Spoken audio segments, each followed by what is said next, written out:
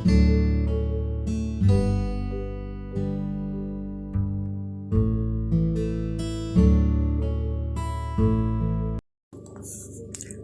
বিথিকা লাইরি, আমার দিদি অপর্ণা রায়।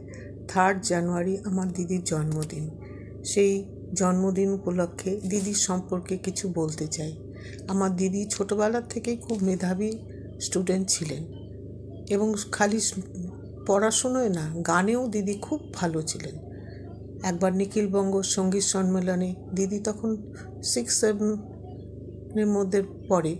সেই সময় দিদি 2টো সাবজেক্টে ফার্স্ট হয় এবং জলপাইগুড়িতে তখনই তার খুব নাম হয়। তারপরে দিদি পড়াশুনোর ক্ষেত্রে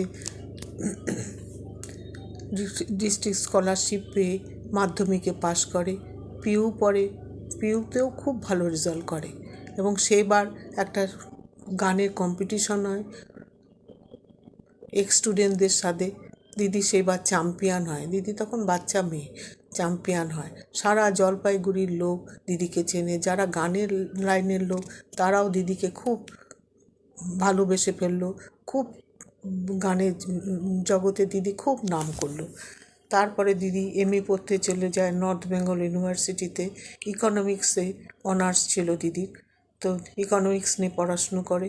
সেখানেও দিদি ফার্স্ট ক্লাস সেকেন্ড হয়। তা দিদিকে খুব সবাই চিনত, সবাই ভালোবাসত পড়াশুনো, গানে এবং স্বভাবেও দিদি খুব ভালো ছিল। সবাইকে এত সুন্দর করে দিদি উত্তর দিতেন এবং ছোট ভাই বোনদের আমরা দিদির কাছে আমরা গান শিখতাম, পড়াশুনো শিখতাম। দিদির জন্য আমাদের ছেলে মেয়ের মতন করে সমস্ত কিছু শেখাতেন দিদি।